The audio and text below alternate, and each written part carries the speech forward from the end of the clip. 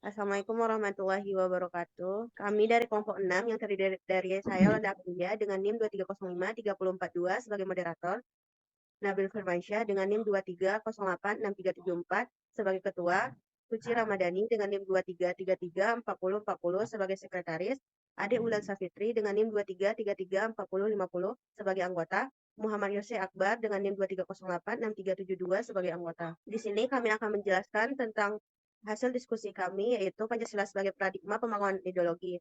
Di sini kami mengangkat topik masalah tentang maraknya pelecehan seksual pada anak-anak di bawah umur yang melanggar isi Pancasila pada sila kedua, yaitu kemanusiaan yang adil dan beradab, serta pentingnya meningkatkan pemahaman terhadap Pancasila sebagai paradigma pembangunan ideologi. Ideologi merupakan suatu hal yang kompleks, ide-ide asasi tentang manusia dan dunia yang dijadikan pedoman dan cita-cita bangsa.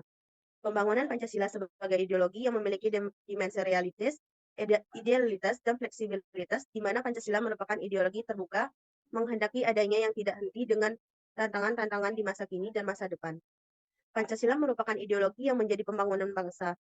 Namun, pada masa sekarang, banyak sekali masyarakat yang melanggar isi dari Pancasila, seperti pada kasus pelecehan terhadap anak-anak di bawah umur, di mana hal tersebut melanggar isi pada Pancasila yang terdapat pada sila kedua. Itu menandakan masyarakat sudah tidak memiliki rasa kemanusiaan serta adab dalam memperlakukan sesama masyarakat.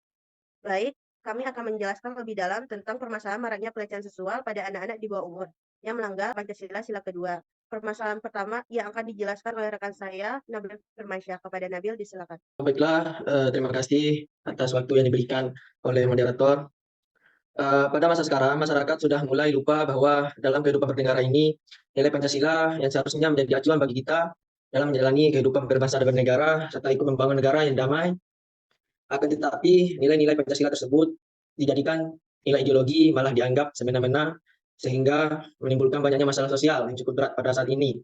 Salah satunya yaitu tentang pelecehan seksual kepada anak-anak di bawah umur.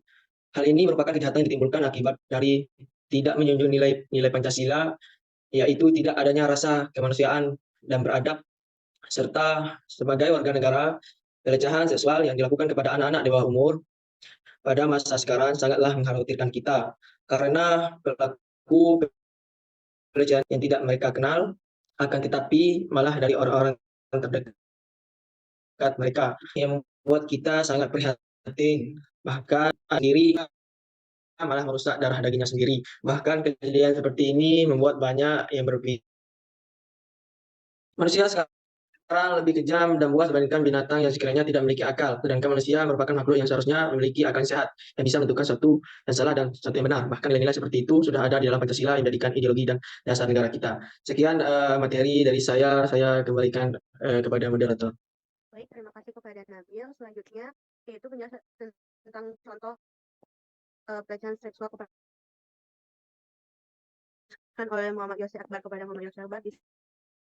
Salah satu kasus yang akhir-akhir ini membuat publik terheran adalah kasus yang terjadi di Bandung, di mana seorang anak berusia 13 tahun dilecehkan seorang laki-laki yang ia kenal melalui game online.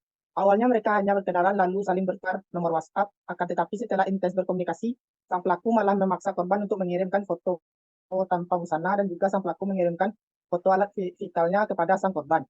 Pelakunya sendiri berusia 28 tahun. Pemahaman masyarakat terkait Pancasila sebagai paradigma pembangunan melalui ideologi merupakan hal yang harus ditingkatkan oleh pemerintah agar dapat menjalankan peranan sebagai warga negara lebih baik lagi. Melalui ini juga bisa membuat masyarakat sadar akan pentingnya ideologi bagi sebuah negara. Sebenarnya pemahaman ini sudah ada sejak negara kita merdeka. Namun bagaimana cara mempertahankan karena masanya sudah berbeda, terutama masa sekarang yang semuanya serba cepat, bahkan informasi hoax juga sangat mudah tersebar di masa sekarang.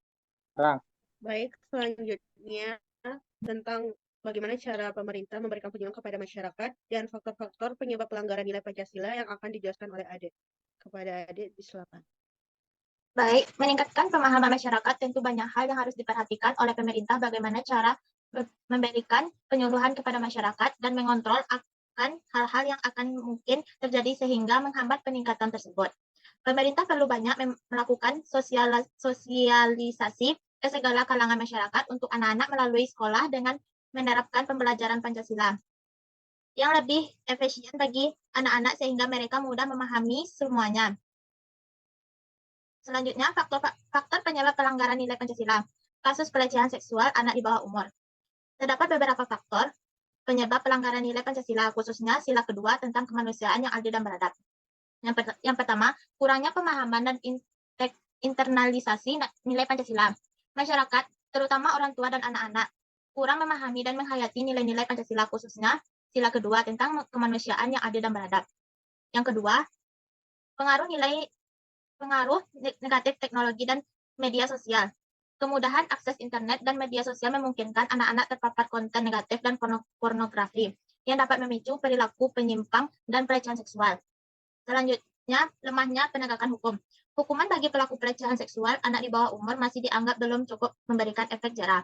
Proses hukum yang panjang dan berbelit-belit dapat menjadi hambatan bagi korban yang mendapatkan keadilan. Yang keempat, faktor psikologis pelaku.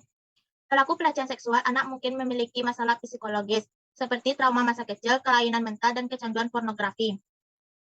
Sekian dari saya kembalikan ke moderator. Selanjutnya, mari tentang dampak negatif pelanggaran nilai Pancasila dan bagaimana untuk mencegah pelanggaran nilai Pancasila yang akan dijelaskan oleh Suci. Kepada Suci disilakan. Itu ada dampak negatif pelanggaran nilai Pancasila. Yang pertama yaitu kerusakan mental dan fisik korban. Pelecehan seksual dapat menyebabkan trauma yang mendalam bagi korban, baik secara fisik maupun mental. Yang kedua yaitu ada kehancuran masa depan korban, di mana korban pelecehan seksual mungkin mengalami kesulitan dalam menjalani hubungan sosial masa depan. Yang ketiga ada rusak tatanan sosial. Pelecehan seksual dapat merusak tatanan sosial dan nilai-nilai moral masyarakat. Yang keempat ada mencoreng nama bangsa. Kasus pelecehan seksual anak di bawah umur dapat mencoreng nama bangsa di mata internasional. Yang terakhir itu ada solusi untuk mencegah pelanggaran nilai Pancasila. Yang pertama, meningkatkan pemahaman dan internalisasi nilai Pancasila, yang mana melaksanakan pendidikan Pancasila secara lebih komprehensif di sekolah dan di lingkungan masyarakat.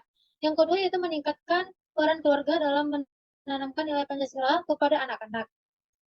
Selanjutnya ada memperkuat regulasi dan penegakan hukum, yaitu dengan memperberat hukuman bagi pelaku pelecehan seksual anak di bawah umur dan mempermudah proses hukum bagi korban untuk mendapatkan keadilan. Yang ketiga, digital, yang mana memberikan edukasi kepada anak-anak tentang penggunaan internet dan media sosial yang aman dan bertanggung jawab, dan meningkatkan peran orang tua dalam mengawasi dan melindungi anak-anak dalam penggunaan internet dan media sosial. Yang keempat ada dukungan dan pembinaan bagi pelaku, yang mana memberikan layanan kesehatan mental bagi pelaku pelecehan seksual anak untuk mengatasi masalah psikologis, dan memberikan pembinaan dan pelatihan kepada pelaku agar dapat kembali menjadi anggota masyarakat yang produktif dan bertanggung jawab. Sekian penjelasan tentang Pancasila sebagai paradigma pembangunan ideologi, solusinya. Terima kasih. Assalamualaikum warahmatullahi wabarakatuh.